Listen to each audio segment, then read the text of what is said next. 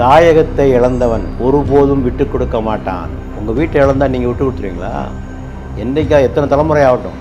அதை போன்று அநியாயமாக ஒரு நாட்டை கபலீகரம் செய்து வெளியாட்களை உள்ளே குடியமர்த்தி இவர்களை அடிமைகளாகவும் அகதிகளாகவும் ஆக்கினா அந்த மக்கள் சும்மா இருப்பாங்க. அது அந்த கொதிப்பு இரத்தம் அவருடைய உள்ளத்திலே இருந்து கொண்டிருந்தது. அது வெடிக்கத்தான் செய்யும். சுதந்திர தாகத்தை யாராலும் அடக்க முடியாது. காசாவை கையகப்படுத்துவது நடக்கலை, ஆமாசை ஒழிப்பது நடக்கலை, எதுவுமே நடக்கலை. இருநாட்டு கொள்கையை இல்லாமல் ஆக்குவது அதுவும் நடக்கலை. So you fail and all accounts. எல்லா துறைகளையும் நீ தோல்விவிட்டு விட்டாய். ஒலா தஹினு ஒலா தஹசனு வாந்தமுல் அவ்வளோன இன் குந்தம் மோமினேன். நீங்கள் அச்சப்பட வேண்டாம், கவலைப்பட வேண்டாம், நீங்கள் முஸ்லீம்களாக இருந்தால் நீங்கள் தான் மேலோங்குவீர்கள் என்று குர்ஆன் அவர்களுக்கு ஆறுதல் தருகிறது. இந்த பிளிங்கன்னு சொல்லி அவர் 11 தடவை வந்தாருங்க. 11 தடவை வந்தார் மிடில் ஈஸ்ட், மத்திய கிழக்கு. ஒவ்வொரு தடவையும் சமாதானத்துக்கு வந்தாரா தூண்டியோட வந்தாரா என்று நமக்கு புரியலை. இனிமே போர் என்பது கிடையாது, நோ மோர் வார் அப்படிங்கிறாரு. அப்புறம் சொல்கிறாரு, காசா நம்முடைய பிரச்சனை இல்லை, நம்முடைய பிரச்சனை அவங்க பார்த்துக்கிற வேண்டியதான், நாங்கள் இனிமேல் எந்த போரிலும் மூக்கை நுழைக்க மாட்டோம் அப்படிங்கிறாரு. இதெல்லாம் மனசார மனசின் உள்ளிருந்து உண்மையாக சொல்லியிருந்தால் எத்தனை எம்பிக்கள் அவங்களோட பாராளுமன்றத்தில் பேசிகிட்டு இருக்காங்க தெரியுமா? அயர்லாந்தில் அங்கே இங்கே கண்ணீர் விட்டு அழுகிறார்கள், இஸ்ரேலை கடுமையாக கண்டிக்கிறார்கள். அதை பற்றி பேசுவீங்களா? அதை விட்டுட்டு மகதி எப்போ வருவார், அவர் எப்போ வரும், அதெல்லாம் நடக்கும். நான் அதெல்லாம் ஒன்றும் மறுக்கலை. ஹதீஸில் ஆதாரபூர்வமான ஹதீஸில் என்ன சொல்லியிருக்கோ அது நடக்கும். அதற்கும் இந்த பிரச்சனைக்கும் ஏன் முடிச்சு போடுறீங்க நான் கேட்குறேன்.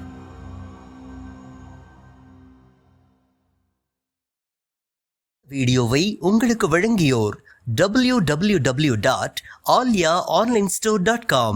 காசா போர் கிட்டத்தட்ட ஒரு 15-16 மாதங்களுக்கு பிறகு முடிவுக்கு வந்திருக்குது. அங்கே நடந்த அந்த கொடுமைகள்லாம் நீங்கள் பார்த்துருப்பீங்க. இந்த போரின் முடிவை முதல் கட்டமாக எப்படி பார்க்குறீங்க? முதல் கட்டமாக அவர்கள் ஒரு 3 கட்டமாக இதை முடிவு கொண்டு வர வேண்டும் என்று முடிவு செய்திருக்கிறார்கள். 3 ஃபேஸ் ப்ரோக்ராம். இவர்கள் கொஞ்சம் விடுதலை செய்ய, அவர்கள் கொஞ்சம் விடுதலை செய்ய, இப்படியாக அது போக வேண்டும் என்று ஒவ்வொரு ஃபேஸும் 42 நாட்கள் என்று முடிவு செய்து போய்கொண்டிருக்கிறார்கள். இது எப்படி போகும் என்பது பொறுத்திருந்து தான் பார்க்க வேண்டும். இதில் அமெரிக்கர்கள் உறுதியாக இருந்தால் இது நடைபெறும். இப்போ இந்த போரை முடிவு கொண்டது யார்? ட்ரம்ப் தான். அதில் ஒன்றும் சந்தேகம் கிடையாது. ட்ரம்ப் தான் இதை முடிவு கொண்டு வந்தது. அவர் அந்த முடிவில் உறுதியாக இருந்தால் இது நீடிக்கும். இப்போவே அவர் சில விஷயங்களை சொல்கிறாரு, அது உண்மையாகவே சீரியஸாக சொல்லியிருந்தான்னா பாராட்டுகிறேன். இனிமேல் போர் என்பது கிடையாது, நோ மோர் வார் அப்படிங்கிறாரு. அப்புறம் சொல்கிறாரு, காசா நம்முடைய பிரச்சனை இல்லை, நம்முடைய பிரச்சனை அவங்க பார்த்துக்கிற வேண்டியதான், நாங்கள் இனிமேல் எந்த போரிலும் மூக்கை நுழைக்க மாட்டோம் அப்படிங்கிறாரு. இதெல்லாம் மனசார மனசின் உள்ளிருந்து உண்மையாக சொல்லியிருந்தால் ரொம்பவும் பாராட்டுக்குரிய விஷயங்கள். ஆகவே அவர் கையில் தான் இருக்குது. இந்த பிடன் அதை செய்ய தவறினார், நடித்தார் ஏதோ சமாதானத்துக்கு பாடுபடுவதை போல. இந்த பிளிங்கன்னு சொல்லி அவர் 11 தடவை வந்தாருங்க, வெளியுறவுத்துறை செயலாளர். 11 தடவை வந்தார் மிடில் ஈஸ்ட், மத்திய கிழக்கு. ஒவ்வொரு தடவையும் சமாதானத்துக்கு வந்தாரா தூண்டியோட வந்தாரா என்று நமக்கு புரியலை. அவர் நினைச்சிருந்தால், அந்த பிடன் நினைச்சிருந்தால் எப்போதோ இந்த யுத்தத்தை நிறுத்தியிருக்க முடியும். ஆனால் அவர் நினைத்தார், தேர்தல் வருகிறது, யூதர்கள் நம்மை ஆதரிப்பார்கள், நாம் ஜெயித்து விடலாம் என்று ஒரு கணக்கு போட்டு அதை தள்ளி போட்டு கொண்டே வந்தார். அது அவருக்கு வினையாக அது முடிந்தது. ஆகவே இந்த தருணத்தில் இதை முடிவுக்கு கொண்டு வருகிற பொறுப்பு முழுக்க முழுக்க அமெரிக்காவின் கையில் தான் இருக்கிறது. ஆக இஸ்ரேல் என்பது அமெரிக்காவினுடைய பையிலே இருக்குது. அமெரிக்கா நினைத்தால் இந்த மாற்றத்தை கொண்டு வர முடியும். அதில் அவர்கள் உறுதியாக இருந்தால் உலகத்திற்கும் நல்லது, அமெரிக்காவுக்கும் நல்லது இல்லையா? இன்றைக்கி அமெரிக்க பணம் தானே போயிருக்கே, எத்தனை $பில்லியன் இவர்களுக்கு கொட்டி கொட்டி கொடுத்துருக்கிறார்கள். அமெரிக்க மக்களுடைய படம் தானே அங்கே வீணடிக்கப்பட்டிருக்கிறது. 50,000 பேர் கொல்லப்படுவதற்கு இந்த அமெரிக்கர்கள் தானே காரணம். ஆகவே ஒரு பெரிய ஒரு மாற்றம் வர வேண்டும், வந்து கொண்டிருக்கிறது என்று தான் நான் கருதுகிறேன். முன்பு முழுக்க முழுக்க ஐரோப்பிய உலகமும் அமெரிக்க உலகமும் யூதர்களைத்தான் ஆதரித்து கொண்டிருந்தது. அதில் மாற்றம் ஏற்பட்டிருக்கிறது. மாற்றம் ஏற்பட்டு கொஞ்சம் சிந்திக்க ஆரம்பித்திருக்கிறார்கள். இவர்கள் செய்ததெல்லாம் ஒன்றும் சரியில்லை என்ற நிலை சில இடங்களிலே ஏற்பட்டிருக்கிறது. தொடர்ந்து இவர்கள் இதே பாணியிலே இதே போக்கிலே சென்று இந்த பாலஸ்தீன பிரச்சனைக்கு ஒரு நிரந்தர தீர்வை காண வேண்டும். நிரந்தர தீர்வை காண வேண்டும். இந்த இருநாட்டு கொள்கையை அவர்கள் அமுல்படுத்த வேண்டும். இவற்றையெல்லாம் செய்தால் அது நல்ல முறையாக முடியும். அத்தோடு சர்வதேச நீதிமன்றம் இவர்களுடைய குற்றவாளிகள் என்று சொல்லியிருக்கிறாங்க. அது நடவடிக்கை எடுக்கணும். இவர்களை ஜெனோசைட் பண்ணவர்கள், இனப்படுகொலை செய்தவர்கள், அபர்தைட் இனவெறி கொள்கையை பின்பற்றியவர்கள் என்று சர்வதேச நீதிமன்றங்கள் தீர்ப்பளித்திருக்கின்றன. உலகத்தில் எந்த நாட்டுக்கு சென்றாலும் இவர்களை கைது செய்ய வேண்டும் என்று தீர்ப்பளித்திருக்கிறது. ஆக இந்த தீர்ப்பெல்லாம் மதிக்கப்பட வேண்டும். உலகத்தில் எது வேணாலும் செய்வேன், என்னை யாரும் கை வைக்க முடியாது என்று உலகத்தில் ஒன்று இருந்தால் எதற்கு ஐயுஎன்ஓ, எதற்கு இந்த சர்வதேச கோர்ட்டுகள்லாம் எதற்கு? ஒன்றும் தேவையில்லையே. ஆகவே இதை அவர்கள் செயல்படுத்த வேண்டும். தீர்ப்புகளை செயல்படுத்தாத தீர்ப்பு வச்சு என்ன பண்ணோம்? என்ன பிரயோஜனம் இருக்குது? அத்தோடு இஸ்ரேலும் ஒன்றை புரிஞ்சுக்கணும். உண்ட திட்டம் மூலமாக எதுவுமே நடக்கலை. உண்ட திட்டம் என்ன? காசாவை கையகப்படுத்துவது நடக்கலை, ஹமாஸை ஒழிப்பது நடக்கலை, எதுவுமே நடக்கலை. இருநாட்டு கொள்கையை இல்லாமல் ஆக்குவது அதுவும் நடக்கலை. So you fail and all accounts. எல்லா துறைகளிலும் நீ தோல்விவிட்டு விட்டாய். இதுக்கு போல நீ பாடம் படிக்காமல் மீண்டும் மீண்டும் இந்த யுத்தங்களை நடத்தி கொண்டே இருந்தால் உலகம் அமைதி இழக்கிறது இல்லையா? இவையெல்லாம் ஒன்று சேர்ந்து நடந்தால் இது ஒரு நிரந்தர தீர்வுக்கு இட்டு செல்லும் என்பதுதான் நம்முடைய கணிப்பு. இப்போ இவ்வளவு கொடுமைகளை எதிர்கொண்டும் கூட எப்படி இந்த காசாவில் உள்ளவர்கள் எப்படி எதிர்த்து ஃபைட் பண்ணுறாங்க? அது ரொம்ப ஆச்சரியமாக இருக்குது. வேறு எந்த நாடாக இருந்தாலும் சரண்டர் ஆகிருக்கு. ஆமாம், அது அதை எப்படி பார்க்குறது? அது எப்படின்னா, இப்போ நம்ம பார்க்குற போது ஒன்று,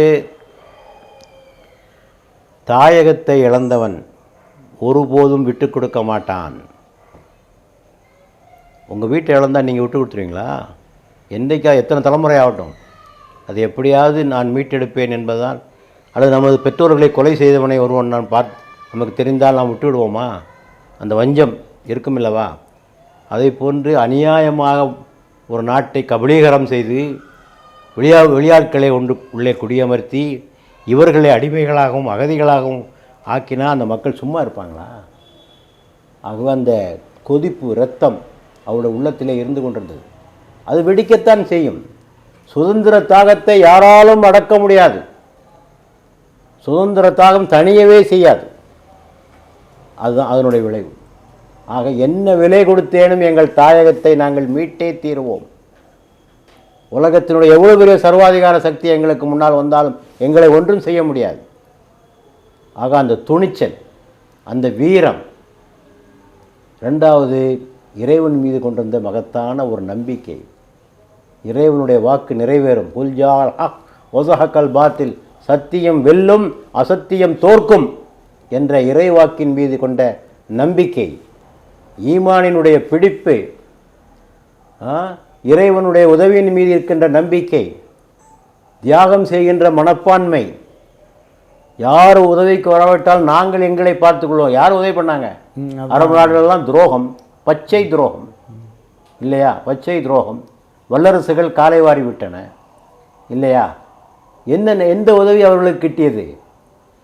சில நாடுகள் ஆதரித்தன தீர்மானங்கள் தான். ஸ்பெயின் பாராட்டுறோம். ஸ்பெயின், அயர்லாந்து, நார்வே, இந்த 3 நாடுகள், ஐரோப்பிய நாடுகளை இவங்களை ஆதரிச்சு பாராட்டுறோம் நம்ம அவங்க. ஆனால் என்ன செஞ்சாங்க? மெட்டீரியலாக என்ன ஹெல்ப் பண்ணாங்க? அவ்வளோ ஒன்றும் பண்ணலை. இத்தனையும் தாண்டினால் அவருடைய வீரம், அவருடைய கொள்கை பிடிப்பு, அவருடைய ஈமான், இஸ்லாத்தின் மீதும் இறைவன் மீது அவர்கள் கொண்ட நம்பிக்கை, இதுதான் அவர்களுக்கு வெற்றியை தேடி கொடுத்தது. இது இருக்கிற வரை இந்த மனப்பான்மை கொண்டவர்களை யாராலும் உலகத்தில் தோற்கடிக்க முடியாது. அதை அவர் நிரூபித்து விட்டார். அல்லாஹ் குர்ஆனில் சொல்வதைப் போல, நீங்கள் அச்சப்பட வேண்டாம், கவலைப்பட வேண்டாம். ஒலா தஹினு ஒலா தஹசனு வஅன்துமுல் அவ்லௌன இன் குன்தும் முஃமினீன். நீங்கள் அச்சப்பட வேண்டாம், கவலைப்பட வேண்டாம், நீங்கள் முஸ்லீம்களாக இருந்தால் நீங்கள் தான் மேலோங்குவீர்கள் என்று குர்ஆன் அவர்களுக்கு ஆறுதல் தருகிறது. இந்த இன்னொரு வசனம் சொல்லி, இந்த அநியாயக்காரர்களை கண்டு அவர்கள் ஓடவும் இல்லை, பணியவும் இல்லை என்று இன்னொரு வசனம் இருக்குது. ஆகவே பணியாமல் துணிந்து நின்று அவர்கள் போராடினார்கள். அது நமக்கெல்லாம் அதில் படிப்பினை இருக்குது. இவ்வாறு சோதனைகள், சாதாரண சோதனைகளுக்கெல்லாம் தோண்டு போகிறோமே, மிக சாதாரணமான சில வகுப்புவாதிகள் தருகிற சோதனைகளுக்கெல்லாம் நாம் தோண்டு போகிறோமே, தோண்டு போகக்கூடாது. நம்பிக்கையோ நம்ம நம்பிக்கையை இழக்காமல் இறைவன் என்றாவது ஒரு நாள் இதற்கு ஒரு வழியை காட்டுவான் என்ற திடகாத்திரத்தோடு சட்டத்துக்கு உட்பட்டு தான் செயல்பட்டாங்க. அதை நல்லா கவனிக்கணும். அவர்கள் யூதர்களை வெளிநாடுகளே தாக்கினார்களா? இல்லை, வெளிநாட்டு யூதர்களே அவர் தாக்கியதே இல்லை. இப்போ பாருங்கள், அகதிகளாக பிடிச்சி வச்சவங்க வெளியே வந்திருக்காங்களே, யாராவது குறை சொல்லியிருக்கானா? யாரும் குறை சொல்லலை. ஆனால் நல்லது செஞ்சான்னு சொல்ல மாட்டேங்கிறான். முன்னாடி பண்ணவங்க சொன்னாங்க, முன்னாடி ரிலீஸ் பண்ணவங்க சொன்னாங்க, இவங்களை வந்து சொல்ல விடாமல் கொண்டு தடுக்கிறாங்க. ஆனால் எல்லாம் நல்லா இருக்கா, முகம்லாம் செழிப்பாக இருக்கு இல்லையா? அவங்க காயப்படுத்தப்பட்டதுக்காகவோ துன்புறுத்தப்பட்டதுக்காகவோ எந்த அறிகுறியும் இல்லை. துன்புறுத்தப்பட்டிருந்தால் சொல்லாமல் இருப்பார்களா? அல்லது இவன் சொல்ல வைப்பான்ல? நடக்கலையே. அதுக்கு நேர்மாறாக அந்த கைதிகள் எப்படி இருக்காங்க பாருங்கள். பாலஸ்தீன கைதிகள் எப்படி இருக்காங்க, எவ்வளோ மோசமாக வெளியே வர்றாங்க. ஆக அதனால் நம்ம நியாயமான வழிமுறைகள், இறைவன் போர் தர்மங்களை நமக்கு வகுத்து கொடுத்துருக்கிறான். எத்திக்ஸ் ஆஃப் வார், போர் தர்மங்கள் இஸ்லாத்தில் வகுக்கப்பட்டிருக்கின்றன. கைதிகளாக பிடிப்பட்டவர்களை எப்படி நடத்த வேண்டும் என்பதற்கான விதிகள் இருக்கின்றன. அந்த விதிகளை எல்லாம் பேணியிருக்காங்க. அதன் மூலமாக இவர்கள் வெளிவந்திருக்கிறார்கள். ஆகவே நாம் இஸ்லாமிய நெறிகளுக்கு உட்பட்டு நின்று போராடுகிற போது நிச்சயமாக இறைவன் வெற்றியை தருவான். இந்த பாலஸ்தீன விவகாரத்தை பொறுத்த வரைக்கும் பார்த்திங்கன்னா, இந்த தஜ்ஜாலுடைய வருகை, மஹதி வருகை, அவங்க வந்து இந்த சாலமன் கோயில் அப்படிங்கிற ஒரு கான்செப்ட்டு, இப்படி இதுதான் நடக்கும், இந்த பாலஸ்தீன் இஸ்ரேல் போர் நடந்துச்சுன்னா ஃபைனல் இதுதான் நடக்கும், முன்னாடியே சொல்லப்பட்டிருக்கு அப்படின்னு சொல்லி ஒவ்வொருத்தங்க ஒரு தியரி சொல்கிறாங்க. இஸ்லாத்துடைய பார்வை என்ன இந்த பாலஸ்தீன விவகாரத்தில், இந்த தஜ்ஜாலுடைய வருகை, மஹதி வருகை, இதில் ஒரு ஷார்ட்டாக அதை கொஞ்சம் சொன்னீங்கன்னா. என்னை பொறுத்தவரையில் ஹதீஸில் என்ன சொல்லியிருக்கோ அது நடக்கும். ரசூலுல்லாஹ் என்ன சொன்னாங்களோ அது நடக்கும். இப்போ அதை பேசுவதனால என்ன லாபம்? இன்று அந்த மக்கள் கொடுமையை அனுபவித்து கொண்டிருக்கிறார்கள். கொடுமைகளை அனுபவித்து கொண்டு தங்குவதற்கு வீடு இல்லாமல், உணவில்லாமல், மின்சாரம் இல்லாமல், கழிப்பறைகள் இல்லாமல், மருத்துவ வசதிகள், அதை பற்றி பேசுங்க. அதை பற்றி பேசுங்க. அவங்களுக்கு என்ன வாழ்வு அதை பேசுங்க. நீங்கள் சொல்லலாம் ஹதீஸில் என்ன இருக்கோ அதுபடி நடக்கும். அதுக்கு இந்த பிரச்சனைக்கு என்ன சம்பந்தம்? அதுக்கு இந்த பிரச்சனைக்கு என்ன சம்பந்தம்? அதை பற்றி பேச மாட்டேங்கிறீங்க. பார்க்க முடியுதா உங்களால் அந்த காட்சிகளை? ஐரோப்பியர்களை கண்ணீர் விட்டு அழுகிறார்கள். எந்த ஐரோப்பியர் ஒரு காலத்தில் விழுந்து யூதர்களை ஆதரித்தார்களோ எத்தனை எம்பிக்கள் அவங்களோட பாராளுமன்றத்தில் பேசிகிட்டு இருக்காங்க தெரியுமா? அயர்லாந்தில் அங்கே இங்கே கண்ணீர் விட்டு அழுகிறார்கள். இஸ்ரேலை கடுமையாக கண்டிக்கிறார்கள். அதை பற்றி பேசுவீங்களா? அதை விட்டுட்டு மஹதி எப்போ வருவார், அவர் எப்போ வரும், அதெல்லாம் நடக்கும். நான் அதெல்லாம் ஒன்றும் மறுக்கலை. ஹதீஸில் ஆதாரபூர்வமான ஹதீஸில் என்ன சொல்லியிருக்கோ அது நடக்கும். அதற்கும் இந்த பிரச்சனைக்கும் ஏன் முடிச்சு போடுறீங்க? நான் கேட்குறேன். ஏன் அதை பேச வேண்டிய தருணமாக இது? அதை பேச வேண்டிய தருணமாக இது? ஏன் மக்களை திசை திருப்புகிறீர்கள்? ஏன் திசை திருப்புகிறீர்கள்? இந்த மக்களுக்கு இப்போ என்ன செய்யலாம் அதை சொல்லுங்கள். நீங்கள் அதை விட்டு போட்டு எதையோ பேசிகிட்டு இருக்கீங்களே, அதுதான் என்னுடைய பதில். வீடியோவை உங்களுக்கு வழங்கியோர் www.alyaonlinestore.com. ட்ரை ஃப்ரூட்ஸ், நட்ஸ், கிமியா பேரிச்சம்பழம், குழந்தைகளுக்கான விளையாட்டு பொருட்கள் உள்ளிட்ட 100க்கும் மேற்பட்ட பொருட்களை இந்த இணையதளம் மூலம் வீட்டிலிருந்தே வாங்கிக் கொள்ளலாம். மேலும் விவரங்களுக்கு 9080394821 என்ற வாட்ஸ்அப் எண் மூலமாகவும் தொடர்பு கொண்டு பொருட்களை வாங்கலாம்.